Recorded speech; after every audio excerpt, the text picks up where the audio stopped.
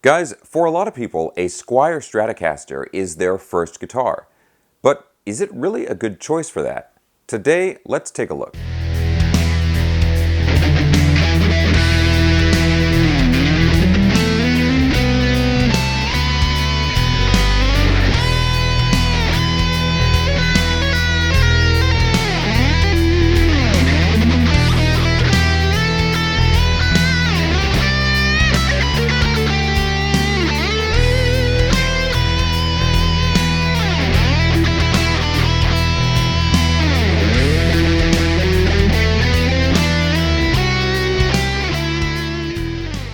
Alright guys, so of course the SQUIER by Fender guitars, and the Stratocasters in particular, are very popular when it comes to a guitar that someone's going to go out and maybe get as a gift for someone to be their first guitar, or someone who's buying a guitar for themselves. They've been thinking about playing for a long time and they want something to start out on. Modern day SQUIER guitars usually run in the price range of between $100 to maybe $400 depending on the model you get. Now, 15 or 20 years ago, there were actually some other SQUIER guitars that were more expensive, but those are generally not really made today. Now, the specific guitar I want to check out in this video is the SQUIER Contemporary HSS Stratocaster that I have right here. Now, this is actually one of the more expensive guitars in the SQUIER line right now, because it's from the Contemporary series. This guitar goes for about $350. And if we're asking that question of, is a guitar good to be a first guitar, I think the price is actually a pretty important factor. Usually, I'd say between $300 and $400, maybe $500 tops is about as much as you would want to spend on a first guitar. The reason, of course, being that, honestly, a lot of people just don't stick with it. A lot of people will get a guitar, they're excited for maybe a month or 6 weeks or something, and then they start to lose interest in it. They don't put in the time to practice, they don't improve, and so they just don't really go anywhere with it. And the guitar ends up sitting in the closet, gets sold at a garage sale later on. It's depressing, I know.